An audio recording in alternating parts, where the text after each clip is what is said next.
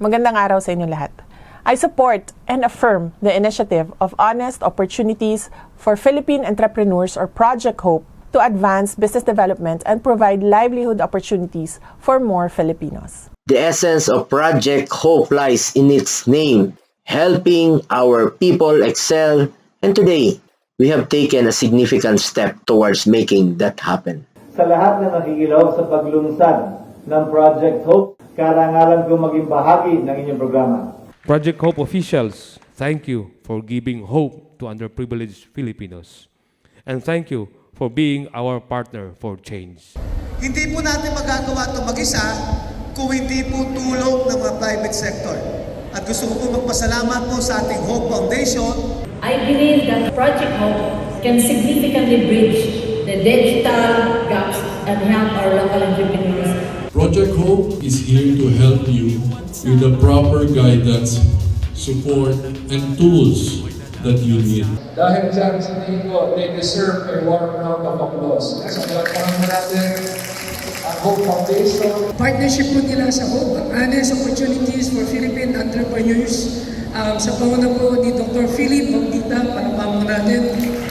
From the bottom of my heart, in behalf of the city officials of Toledo, daghang salamat sa inyong pagtanaw sa taga Toledo.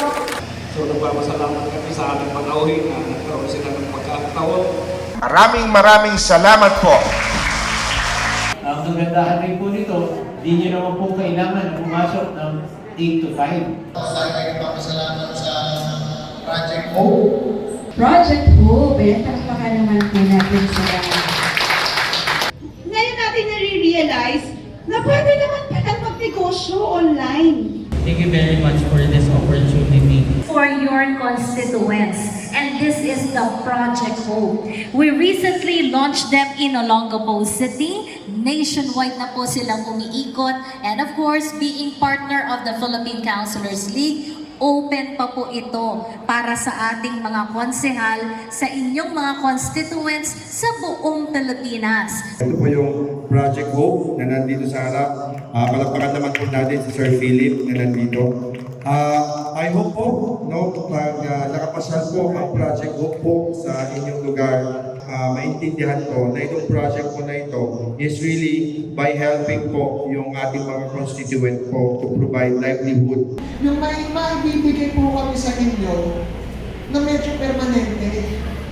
At yan po, dyan po pumasok ang project ko. So thank you so much. Thank you so much, sir. Pag sa tanan. Bilang maging partner ng Project Hope, para magbigay mo po bilang ng kabuhayan. Napakaganda po nitong proyekto na to dahil ito po ay magbibigay sa ating pong lahat ng oportunidad para po magkaroon ng maliit na negosyo. Sa Project Hope po, isang maliit na pasasalamat.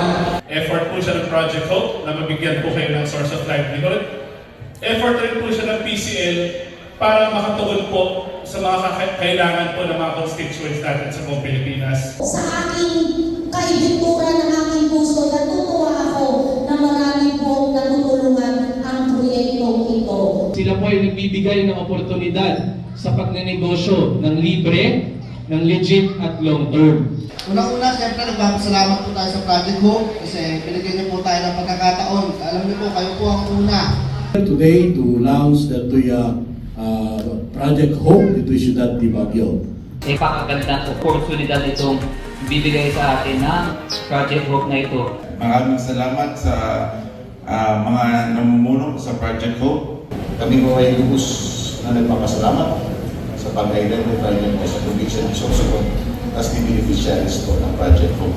So babatiin po natin at pasalamatan, palakpakan po natin ang ating pong mga partner from Project Hope. So pag sinabing Hope, puno-puno po tayo ng pag-asa. Ang inyong progreso sa pagkabuhi, ara sa inyo nakadepende upod sa partnership natin sa Project Hope Foundation Incorporated. Of course, ang pasasalamat sa programa ng Project Hope. Kami, kataga Moises Padilla, nagpapasalamat nga nag-abot kamo diri sa akon. Kumingon ko sa may magpasabot. Paglaong salamat kay Ma'am ug Sir sa paglaong inyong gihatag diri namo.